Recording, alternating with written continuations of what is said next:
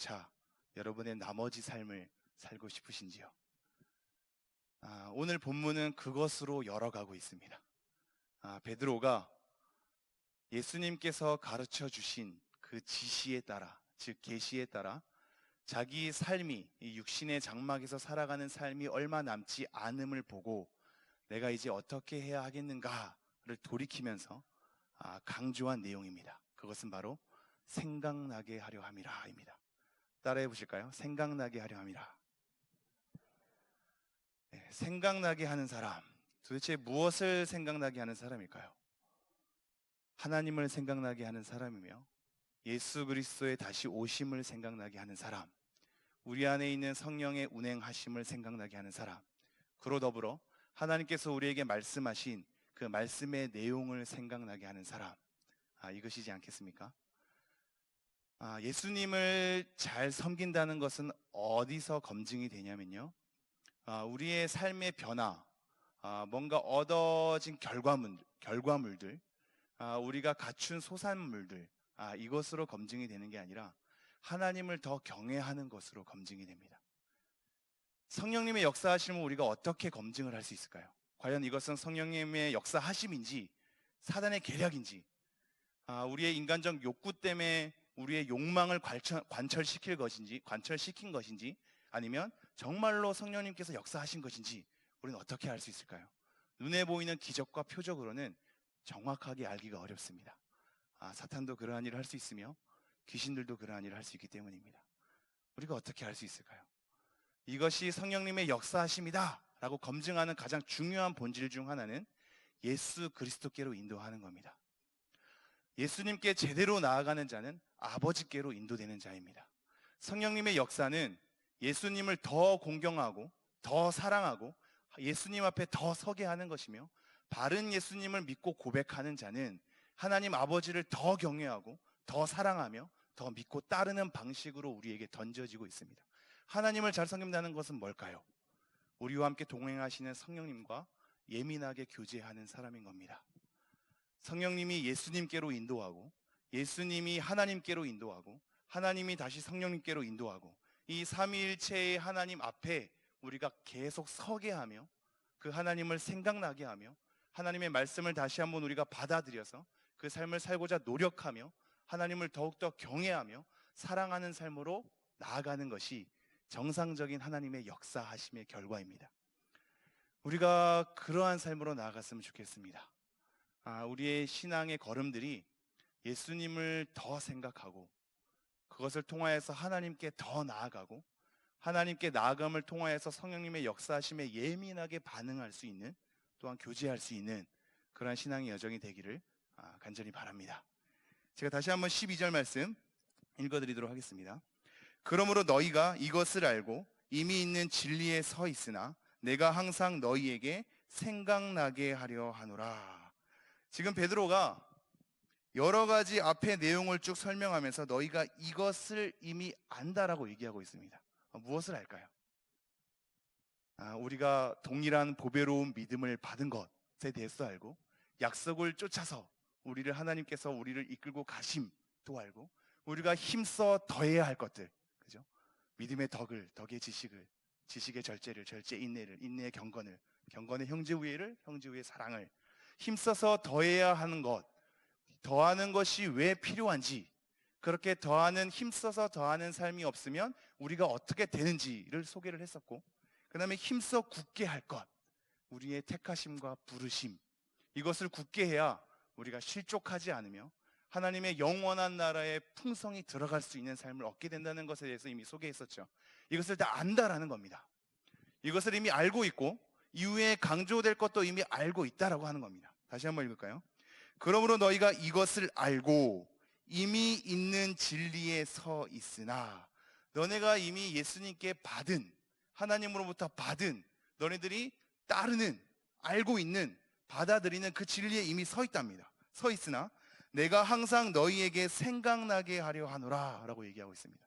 이미 알고 있는 진리를 쫓는 삶 앞에 힘써 더해야 할 것과 힘써 굳게 해야 할 것을 아는 사람들 앞에, 그것을 하지 않으면 어떠한 삶이 우리에게 펼쳐지는지, 그것을 하게 되면 어떠한 삶이 펼쳐지는지를 아는 이 사람들 앞에 자꾸 생각나게 한다고 얘기를 하고 있습니다. 베드로의 말년이 사람들로 하여금 이미 알고 있는 진리 앞에 더 굳게 하려고 자꾸 생각나게 하는 삶으로 그렇게 자기의 삶을 소개하고 있는 겁니다. 누가복음 22장 32절 볼까요? 아마 자막이 준비되어 있는데요. 함께 읽겠습니다. 시작. 그러나 내가 너를 위하여 내 믿음이 떨어지지 않기를 기도하였노니 너는 돌이킨 후에 내 형제를 굳게 하라. 이 말씀은 누가복음에만 나오는 말씀입니다. 누가복음에만 나오는 말씀입니다. 예수님께서 십자가의 삶을 걸어가야 하는 것에 대해서 베드로가 만류하지요. 대부분의 복음서에서는 이렇게 얘기합니다. 사단아 물러가라. 사랑하는 제자, 지체에게 너가 하는 지금의 그 말이 나를 보호하거나 나를 아끼는 말이 아니라 하나님의 일하심을 방해하는 말이다 라는 뜻으로 사단아 물러가라 라고 얘기하고 있죠. 우리는 이것을 쉽게 적용하면 안 되겠죠. 내 마음에 들지 않는다고 그 사람을 사단으로 몰아세우거나 야 그만하지 마 라고 하면 안 되겠죠. 예수님이기에 가능한, 그리고 예수님이기에 베드로가 상처받지 않을 수 있는 그런 길입니다. 사단아 물러가라 라는 이런 맥락 속에서 나중에 베드로가 돌이킨 후에, 베드로가 자기의 감정적으로 자기의 삶을 다짐해도 절대 예수님을 버리지 않겠습니다라고 다짐해도 예수님 앞에 늘 자기의 그 성향상 선두주자에서 늘 예수님에 대해서 보호하려고 하고 예수님의 모든 가르침에 대해서 따르려고 했던 그 베드로가 나중엔 결국 부인하지 않습니까? 그러나 그러한 삶을 돌이킨 후에 내 형제를 굳게 하라. 이 말씀을 베드로가 기억했는지도 모르겠습니다. 자기의 삶의 말년을 굳게 하는 겁니다.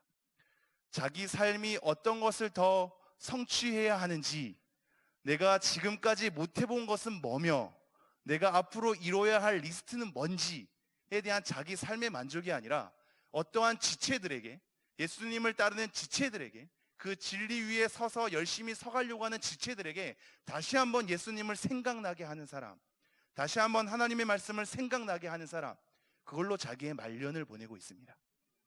우리의 삶이 누가 먼저 갈지 아무도 모르지만 우리의 삶이 이런 삶이 되었으면 좋겠습니다. 다른 성도님들로 하여금 하나님의 말씀을 생각나게 하는 사람, 예수님을 생각나게 하는 사람, 지금 베드로가 그 일을 하고 있는 겁니다. 다시 한번 제가 12절 읽지요. 그러므로 너희가 이것을 알고 이미 있는 진리에 서 있으나 내가 항상 너희에게 생각나게 하려 하노라. 13절입니다. 내가 이 장막에 있을 동안에 너희를 일깨워 생각나게 함이 옳은 줄로 여기노니. 원래로 보면 내가 이것을 옳은 것으로 여긴다 라는 것으로 선언되어 있고 내가 뭘 옳게 여기는지를 소개하고 있는데, 내가 이 장막에 있을 동안에, 즉 지금 이 세상에서 살아있을 동안에를 얘기하는 겁니다. 이 세상에서 살아있을 동안에 너희를 일깨워 생각나게 한다 라고 했는데, 원래의 강조점은 일깨우는 것에 있습니다. 생각나게 해서 너희들을 일깨우는 것이, 그것이 옳은 줄로 내가 안다라는 겁니다. 자꾸 생각나게 해서 일깨우는 겁니다. 우리는 이미 말씀을 다 알고 있지 않나요? 설교의 첫 말씀을 듣고 잠시 눈을 감고 하나님을 만나다가 다시 눈을 뜨고 끝에 말씀을 들으면 모든 설교의 내용이 거의 파악되지 않습니까? 그죠? 이미 많이 아는 말씀 때문에 여러분의 마음에 새로움이 없어서 그냥 그저 그런 말씀으로 들릴지도 모르겠습니다. 많은 말씀을 들으면 들을수록 더 깨어지면 참으로 좋겠습니다만 그렇지 않을 때도 있는 거죠.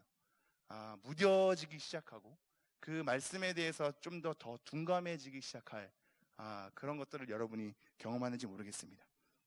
그래서 지금 베드로는 뭐라고 얘기하냐면 생각나게 해서 일깨우는 것이 옳은 줄 안다고 얘기를 하고 있습니다. 하나님의 말씀을 생각나게 해서, 예수님을 생각나게 해서 일깨우는 것이 옳은 것이요. 이 말씀을 통해서 그 사람들을 일깨우는 것. 그래서 베드로전서 나중에 5장 후반부에 우리가 확인한 게 그것이 아닙니까? 근신하라, 깨어있으라. 사탄이 우는 사자처럼 너희를 삼키려고 찾고 있다 라는 게 베드로전서 마지막 확인했던 말씀입니다. 깨어있는 것이 얼마나 중요한지 지금 얘기를 하고 있는 거죠. 자꾸 하나님 말씀을 생각나게 해서, 자꾸 예수님을 생각나게 해서 사람들로 하여금 일깨우는 것을 자기 삶의 말년의 삶으로 지금 베드로는 설정해 놓고 있는 겁니다. 제가 다시 한번 13절 읽죠. 내가 이 장막에 있을 동안에 너희를 일깨워 생각나게 함이, 다시 말하면 생각나게 해서 일깨우는 것이 옳은 줄로 여기노니, 14절, 이는 우리 주 예수 그리스도께서 내게 지시하신 것 같이 나도 나의 장막을 벗어날 것이 임박한 줄을 알미라. 자기의 장막에서 벗어나는 것, 즉 이 세상의 삶이 마감되는 것, 이것이 임박한 것을 예수님께서 나에게 지시하셨으므로 내가 안다. 그러므로 나는 더 이 일을 해야겠다. 너네들에게 더 하나님의 말씀을 생각나게 하고 더 하나님을 생각하게 하여 너네들의 삶이 일깨워지는 삶으로 가는 것으로 나의 사역을 다해야겠다라고 얘기하는 겁니다. 함께 15절 말씀 읽을까요? 시작.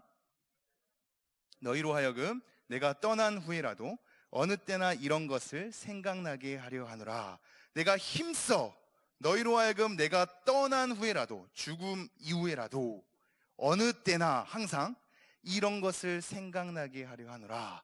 내가 지금 살아있을 때 너네들로 하여금 생각나게 하고 예수님께 인도하는 삶으로 마감하는 것, 이것도 너무나 중요한데, 내가 떠나고 없는 그 순간이라 할지라도, 나라는 존재가 없어진다 할지라도, 풀은 마르고 꽃은 시드나 주의 말씀은 영원하니, 그 살아있는 말씀이 너네에게 남아 가슴에 새겨져 너네들의 살아가는 모든 여정 가운데 말씀으로 인도되어 그 말씀이 너희들을 일깨우는 삶이 되었으면 좋겠다라고 얘기하는 겁니다. 제가 다시 한번 읽어볼까요? 내가 힘써 너희로 하여금 내가 떠난 후에라도 어느 때나 이런 것을 생각나게 하려 하노라. 지금 베드로는 이것에 대해서 힘쓰고 있습니다.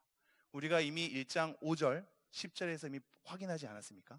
힘써서 더해야 할 것에 대해서 베드로가 이미 권면을 하고 있고, 힘써서 택하심과 부르심에 대해서 굳게 할 것에 대해서, 더욱 힘써서 이것을 할 것에 대해서 이미 얘기를 하고 있거든요. 자기는 힘써서 내가 죽고 난 이후에라도 하나님의 말씀이 너네들을 사로잡아 그 말씀이 너네들을 이끌고 일깨웠으면 좋겠다라고 얘기하고 있는 겁니다. 우리가 죽어서 남겨야 할 게 무엇일까요? 호랑이는 가죽을 남기고 사람은 우리의 이름을 남긴다고 하지만, 우리의 모든 삶은 사실 기억나지 않아도 썩어 없어진다 하여도 상관없지 않습니까? 우리의 삶이 뭐가 대단하길래, 우리의 삶의 여전히 뭐가 대단하길래, 나아가서 우리의 가문이 뭐가 대단하길래 이 역사 가운데 그런 족적을 꼭 남겨야 하겠는지요? 사실상은 우리는 잠깐 살다 간 인생뿐이며 우리 안에 경험한, 그리고 우리에게 계시된 끊임없는 이 하나님의 말씀이 끝까지 역사 가운데 남아 사람들을 지배했으면 좋겠습니다. 그 말씀이 사람들로 하여금 일깨우고 가슴속에 살아나서 그 누가 어떤 존경받는 사람이 다 사라지고 예수 그리스도만 영광이 가장 빛나게 되는 그러한 삶이 연속적으로 일어났으면 좋겠습니다. 제가 다시 한번 읽어보죠. 내가 힘써 너희로 하여금 내가 떠난 후에라도 어느 때나 이런 것을 생각나게 하려 하노라. 여러분 계속해서 생각해 주십시오. 우리는 그래도 뭔가를 남기고 싶어 하기 때문입니다. 우리의 가정 가운데 내 후대 아이들에게, 내 가문에게 자꾸 무엇을 남기려고 하나, 우리가 뭘 남겨야 하는지를, 내가 떠난 후에라도 뭘 생각나게 하여야 하는지를 우리 스스로 이 말씀을 통해 잘 생각해 보셔야 할 겁니다. 우리의 모든 가정 가운데 하나님의 말씀이 살아 움직였으면 좋겠습니다. 함께 16절 말씀 읽도록 하겠습니다. 시작. 우리 주 예수 그리스도의 능력과 강림하심을 너희에게 알게 한 것이 교묘히 만든 이야기를 따른 것이 아니요 우리는 그의 크신 위엄을 친히 본 자라. 지금 계속 생각나게 하려 하는 것에 대해서 강조를 하고 있고, 이것에 대한 이유를 딱 두 가지로 듭니다. 이 두 가지만 알면 오늘 말씀 뒷부분은 다 우리가 이해를 하는 겁니다. 계속 생각나게 하려 합니다. 생각나서 너희들을 일깨우려 하게 합니다. 내가 떠난 후에라도 이런 것이 생각났으면 좋겠다 라고 계속 강조를 하죠. 왜 그러냐면, 첫 번째, 내가 그것에 대해서 예수 그리스도를 눈으로 확인했기 때문이다 라는 겁니다. 내가 그것을 눈으로 주목해서 확인했다. 두 번째, 말씀에 그렇게 쓰여있기 때문이다. 이 두 가지입니다. 내가 그것을 눈으로 목격한 바 되었고, 하나님께서 예언으로 이 말씀으로 우리에게 던져진 바 되었다. 말씀이 그렇게 얘기하고 있고 내 삶의 신앙의 여정 가운데 그것을 목격한 바가 있다. 이 두 가지 때문에 나는 내 삶이 아니라, 내 인생에 대한 강조가 아니라 예수 그리스도와 그로 더불어 하나님의 말씀을 생각나게 하는 것이 마땅한 줄 안다 라고 이어지는 겁니다. 다시 한번 16절 읽죠. 우리 주 예수 그리스도의 능력과 강림하심을 너희에게 알게 한 것이 교묘히 만든 이야기를 따른 것이 아니요 우리는 그의 크신 위엄을 친히 본 자라. 여기서 말하는 예수 그리스도의 능력과 강림은 사실상 예수님이 가지고 있는 신적 능력 전부, 그리고 강림이라는 얘기는 이미 현존하는 걸 얘기하는 거라서 예수님의 초림, 이 땅 가운데 오시는 것, 그 모든 것을 다 포괄하긴 합니다. 그러나 강조점이 어디에 더 있냐면요, 예수님의 능력과 그리고 강림하심은 예수님의 부활과 재림에 있는 겁니다. 예수님의 부활과 이 부활을 통하여서 하나님 우편에 앉아 계신 그 보좌 위에 계신 예수 그리스도의 능력을 다시 한번 우리에게 소개하고 있으며, 나중에 우리에게 다시 오실 예수님에 대해서 얘기를 하고 있는 겁니다. 능력과 강림의 강조점이 모든 것을 다 아우르긴 하지만 부활과 재림에 있는 겁니다. 우리 주 예수 그리스도의 능력과 강림하심을 너희에게 알게 한 것이 교묘히 만든 이야기를 따른 것이 아니오 우리는 그의 크신 위엄을 친히 본 자라. 교묘히 만든 이야기, 이게 디모데전서 1장 4절로 가면 어떤 식으로 번역이 되어 있냐면요, 신화로 번역이 되어 있습니다. 신화. 그리고 사실상 교묘하다라는 단어는요, 지혜라는 단어거든요. 굉장히 지혜롭게 누가 봐도 재미있고 설득이 될 만한 여러 가지 어떤 사실들이 곁들어 있어서 누가 봐도 설득당할 만한 그러한 것으로 만든 이야기라고 얘기하고 있습니다. 지혜롭게 만들어낸 이야기인 거죠. 근데 성경은 예수 그리스도의 부활과 다시 오심은 그렇게 사람들이 지혜롭다고 하는, 설득당하는 신화처럼 그렇게 교묘하게 잘 만들어 놓은 이야기가 아니라고 얘기하고 있습니다. 여러분이 말씀 앞에 정직하게 받아들이시는지요? 우리가 하나님의 말씀을 대할 때 이것은 하나의 만든 신화나 지혜롭게 만든 이야기가 아니라 정말 하나님의 말씀임을 여러분 스스로 인정하고 받아들이시는지요? 이것이 중요합니다. 다른 어떠한 설명보다, 다른 어떠한 화려한 해석보다 이 하나님의 말씀 자체를 하나님의 말씀으로 받아들이는 자세가 우리에게 먼저 우선시 됩니다. 우리는 그냥 말씀을 덮어놓고 나는 이 말씀을 다 믿어 라고 그냥 얘기할 때가 많죠. 근데 이 말씀을 세세하게 내용 하나하나 들어가면 인정하지 않고 오히려 그것에 대해서 거부 반응을 일으키는 걸 보게 됩니다. 대충 확인하면 그렇습니다. 세세하게 확인해서 정말 내가 이 말씀을 다 받아들이시는지를 확인하셔야 합니다. 교묘히 만든 이야기가 아님을 우리 스스로 받아들여야 하는 거죠. 베드로는 그것에 대해서 뭘로 확증하고 있냐면, 내가, 더 나아가서 우리가 그것을 직접 봤다라고 얘기합니다. 다시 한번 말씀을 읽죠.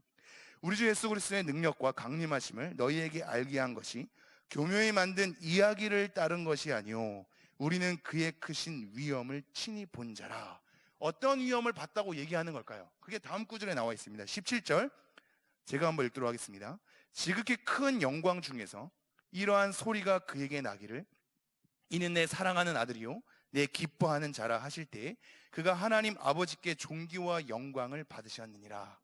여러분이 쉽게 이해하는 변화산이라는, 변화산은 원래 산의 명칭은 아니고 그 속에서 예수 그리스도께서 어떠한 변화를 입었기 때문에 변화산이라고 칭하는 것일 뿐이지, 그냥 성경에서는 정확한 단어로는 높은 산입니다. 높은 산. 이 높은 산에 예수님께서 제자들 3명을 데리고 가시죠. 제자들 3명 중에 베드로가 껴있는 겁니다. 이 제자들 3명을 데리고 가서 거기서 모세랑 엘리야랑 같이 서 있는 것을 그들이 보게 되죠. 벌벌 떠며 무서워합니다. 그때 하늘로부터 구름이 싹 가리워지면서 하나님의 음성이 들리는 게 바로 이겁니다. 이는 내 사랑하는 아들이요 내 기뻐하는 자라. 이것이 예수님께서 세례받을 때도 이러한 말이 나오거든요. 예수님이 어떠한 존재인지를 하나님께서 스스로 증명시키는 겁니다. 너네들이 지금 인간 예수를 대하는 것이 아니라 하나님과 동등된 신분이나 자기의 영광 취할 것을 버려서 이 땅 가운데 인간, 육신의 몸을 입고 온 자임을 하나님께서 스스로 공적으로 증언하시는 것이죠. 다시 한번 제가 읽을까요? 지극히 큰 영광 중에서 이러한 소리가 그에게 나기를 이는 내 사랑하는 아들이요 내 기뻐하는 자라 하실 때 그가 하나님 아버지께 존귀와 영광을 받으셨느니라. 내가 그것을 확인했는데 우리가 그것을 확인했는데 우리가 변화산이라고 하는 그 높은 산에서 예수 그리스도가 과연 그 본질이 어떤 것인지 우리가 하나님의 음성과 예수님께서 변화된 그 모습을 통해서 우리가 확인했는데 그때 예수님께서 하나님 아버지께 존귀와 영광을 부여받는 것을 내가 보았다라는 겁니다. 사실상 이때 예수님께서 존귀와 영광을 부여받은 것은 아니시죠. 원래 존귀와 영광 자체를 가지고 계신 분입니다. 그것이 없다가 생긴 게 아니라 자체로서 있으신 분이나 사람들에게 다시 한번 공적으로 증언되는 것이죠. 정말로 존귀와 영광 가운데 가득한 자임을 제자들에게 확인시켜 주는 겁니다. 그러면서 18절 이렇게 됩니다. 이 소리는 우리가 그와 함께 거룩한 산에 있을 때 하늘로부터 난 것을 들은 것이라. 이 소리는 우리가 지금 들었다. 우리가 예수님과 함께 거룩한 산, 그 높은 산에 있을 때 하늘로부터, 하나님께로부터 그렇게 난 이 소리를 우리가 직접 들었다. 그러니 예수님의 그 능력과 강림하심은 이것은 우리가 교묘히 만들어낸 이야기, 신화가 아니라 정말로 하나님께서 인증한, 하나님께서 공적으로 선언한 정말로 사실 그 자체, 우리가 그것을 눈으로 보았기 때문에 예수 그리스도와 그 말씀을 생각나게 하는 것이 당연히 내 삶 가운데 가장 중요한 가치며 그렇게 살아가야 한다는 것을 이 이유를 들어 설명하는 겁니다. 우리 19절 말씀 읽도록 하겠습니다. 시작. 또 우리에게는 더 확실한 예언이 있어 어두운 데를 비추는 등불과 같으니 날이 새어 샛별이 너희 마음에 떠오르기까지 너희가 이것을 주의하는 것이 옳으니라. 이제는 두 번째, 또 우리에게는 더 확실한 것이 하나 있다. 더 확실한 것이 하나 있는데 우리가 눈으로 본 바보다, 내가 눈으로 봤기 때문에 너네들에게 증거하는 것보다 더 확실한 것이 있는데 그것이 바로 하나님의 말씀이다라고 얘기하고 있습니다. 이 예언이라는 것은 밑에 가면 성경이라고 이제 단어가 나오는데요. 이때 시대에는 구약 성경이겠죠. 이 구약 성경, 이 성경으로서 던져진 하나님께서 적혀놓은 이 예언, 이것보다 더 확실한 건 없다는 것을 얘기를 하고 있습니다. 여러분 어떻게 생각하는지요? 우리가 하나님의 말씀을 하나님의 말씀으로 받아들일 때 우리의 감정적 동의와 내 안의 심적 변화를 가지고 하나님의 말씀으로 인정하고 있으신 않으신지요? 어떠한 설교를 들을 때 여러분에게 정서적인 감흥이 없으면 그 설교는 은혜가 안 되는 말씀이 되는 것인지요? 내가 이 말씀이 하나님의 말씀으로 동의가 되는 건 나의 감정적 동의가 있어야만 하는 것인지요? 이것이 정말 하나님의 말씀이려면 내 삶 가운데 이 말씀이랑 들어맞는 어떠한 상황이 있어야만 하는 것인지요? 더 확실한 게 있는 겁니다. 우리가 눈으로 본 바보다, 내가 경험한 것보다 더 확실한 게 있는 겁니다. 하나님의 말씀입니다. 여러분이 경험한 것, 여러분이 느낀 것, 여러분이 체험한 것, 여러분이 눈으로 확인한 것, 그것은 여러분의 신앙 가운데 굉장히 중요한 하나의 계기와 요소가 될 수는 있습니다. 그것 때문에 신앙이 흔들릴 때마다 나를 붙잡아주는 귀중한 요소가 될 수 있지요. 그러나 더 중요한 건 하나님 말씀입니다. 여러분이 동의하지 않아도, 여러분 삶 가운데 이 말씀을 겪어내지 않아도, 여러분의 상황과 들어맞지 않아도 하나님의 말씀은 하나님의 말씀인 겁니다. 그것보다 더 확실한 건 없는 겁니다. 내가 본 것보다, 우리가 본 것보다 더 확실한 것이 있으니 그것이 예언, 하나님의 말씀이다. 다시 한번 제가 읽죠. 19절. 또 우리에게는 더 확실한 예언이 있어 어두운 데를 비추는 등불과 같으니 날이 새어 샛별이 너희 마음에 떠오르기까지 너희가 이것을 주의하는 것이 옳으니라. 어두운 데를 비추는 등불, 그렇죠? 예수 그리스도 자체가 말씀이며 요한복음에는 빛이라고 얘기하고 있는데 우리의 길을 비추는 등불이자 내 발에 그런 등불, 빛이 되는 거죠. 하나님의 말씀이 어두운 데를 비추는 빛이 되는 겁니다. 그리고 날이 새어 샛별이 너희 마음에 떠오르기까지, 주의 날이 도적같이 오잖아요. 그러나 그 말씀, 데살로니가 전후서에 흐르는 말씀 중에 그의 날이 도적같이 이를 줄을 너희는 모르느냐 라면서 우리는 그러나 빛의 자녀다 라고 얘기하고 있거든요. 날이 새면서 샛별, 날이 새어 샛별이 너희 마음에 떠오르기까지, 이게 이제 우리가 빛의 자녀인 우리가 예수 그리스도의 재림을 마주하기까지입니다. 예수 그리스도의 재림을 마주하기까지 너희가 이것을 주의하는 것이 옳으니라. 왜 주의해야 할까요? 우리가 본 것보다, 체험한 것보다 더 확실한 하나님의 말씀, 이것을 예수님의 재림 때까지 우리가 이것을 안고 가야 하는데 이것보다 더 중요한 건 없는데 왜 우리가 주의해야 할까요? 다음 구절에 나와 있습니다. 20절 함께 읽겠습니다. 시작. 먼저 할 것은 성경의 모든 예언은 사사로이 풀 것이 아니니. 이 말씀 어떻게 여러분이 받아들이겠는지요? 성경의 모든 예언은, 성경의 부분적인 예언은 이게 아니라 성경의 모든 예언은 사사로이 풀 것이 아니랍니다. 사사로이 푼다는 얘기는 이 단어 자체로 들으면 그냥 뭐 쉽게 푸는 것쯤으로 이렇게 들리지 않습니까?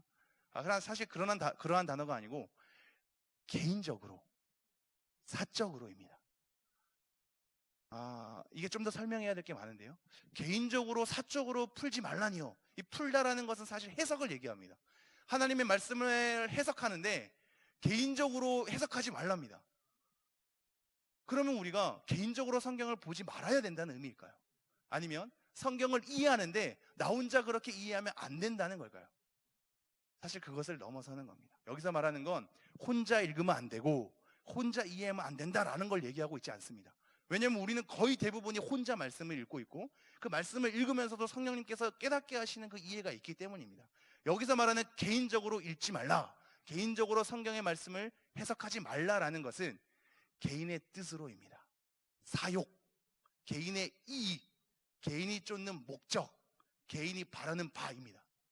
개인이 바라는 바대로, 내가 원하는 대로, 내가 이익을 쫓는 대로, 내가 무언가를 해결하고 싶은 대로, 내가 원하는 방식대로 내 사적인, 내 개인적인 해석을 내가 원하는 바대로 성경을 읽어가는 겁니다. 내가 원하는 것만 취하는 겁니다. 내가 괜찮은 것만 받아들이는 겁니다. 내가 이해하기로도 내 삶에 맞고 내 개인적인 생각에도 동의가 되고 내 개인적인 감정으로도 동의가 되고 내가 뭔가 따를 만하고 나에게 이익이 될 만하고 내가 어떤 목적한 바를 성취하게 되는 것, 그런 식으로 성경을 읽는 것이 아니다라고 얘기하고 있습니다. 모든 성경의 예언은 사사로이 개인의 그런 목적을 따라서 개인이 바라는 바대로 개인이 원하는 시각에 따라 그렇게 해석하는 것이 아니다라고 얘기하고 있죠. 그래서 이렇게 얘기합니다. 21절 제가 읽죠. 예언은 언제든지 사람의 뜻으로 낸 것이 아니요 오직 성령의 감동하심을 받은 사람들이 하나님께 받아 말한 것임이라. 이 성경, 이 예언은 사람의 뜻으로 낸 것이 아니랍니다. 사람의 뜻으로 낸 것이 아니다. 사람이 뜻한 바대로, 사람이 목적하는 바대로, 사람이 원하는 바대로, 사람이 이끄는 대로 낸 것이 아니랍니다. 이 재밌는 게 사람의 뜻으로 낸 것이라는 이 내다라는 단어랑 성령의 감동하심을 받으니라 할 때 감동하심을 받으니랑 단어랑 이것이 사실 똑같은 단어입니다. 뭔가 우리는 성령의 감동하심이라면 감동하심이 뭔가 딱 있는 것 같죠. 사실상 디모데후서 3장 16절에 보면 하나님의 감동으로 된 것으로 라고 나와 있죠. 이때는 하나님의 숨을 얘기하는 거거든요. 하나님의 호흡. 사람들이 성경을 쓰게 될 때 성령의 역사심을 통해서 하나님의 호흡이 들어가 그 사람을 올바르게 하나님 말씀을 쓰도록 인도하는 것, 하나님의 호흡입니다. 하나님의 호흡. 여기의 단어는 그냥 내다라는 단어입니다. 이끌다, 인도하다, 뭔가 태어나다라는 단어입니다. 즉 다시 말하면 사람의 뜻으로 낸 것이 아니다. 사람의 뜻으로 그것이 태어난 것도 아니고 사람의 뜻대로 인도된 것도 아니다. 성령의 감동하심을 받은 사람들이라는 얘기는 성령의 이끄심, 성령님으로부터 태어난, 성령님으로부터 인도된 그런 사람들이 누구에게 받아 말하냐면 하나님께 받아 말한 것이다 라고 얘기하고 있는 거죠. 출처가 완전 다른 겁니다. 사람의 뜻의 출처로 출발하는 것과 하나님으로부터 출발해서 성령님의 인도하심을 받아 사람들이 쓴 것으로 우리에게 던져진 성경에 대한 두 가지 출처를 우리에게 던져주고 있습니다. 여러분, 하나님의 말씀을 어떻게 받아들이십니까? 하나님의 말씀을 정말로 하나님께로부터 나온 성령님의 인도하심을 받아 올바르게 쓰려고 노력한 연약하나 성령님의 지배 속에, 하나님의 인도 속에 정확히 하나님의 말씀을 쓸 수 있도록 인도된 그 말씀으로 여러분이 받아들이고 있는지요?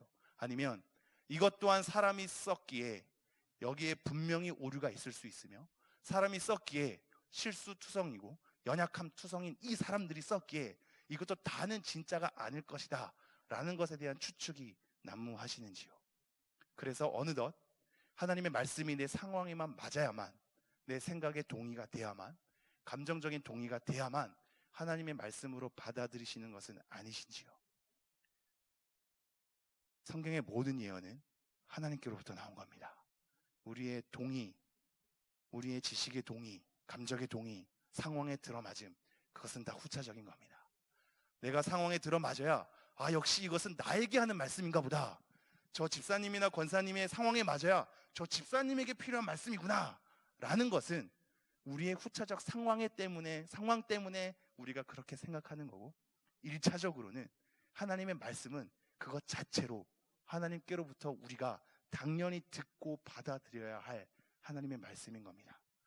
하나님의 말씀을 대할 때 항상 우리가 이런 자세를 가졌으면 좋겠습니다. 그리고 우리의 삶, 우리가 이루는 것, 우리의 후손, 우리의 가문, 이 모든 것을 남기는데 우리가 열의를 다하는 것이 아니라 하나님의 말씀을 생각나게 하는 사람, 예수 그리스도를 생각나게 하는 사람, 그것이 우리의 삶이었으면 좋겠습니다.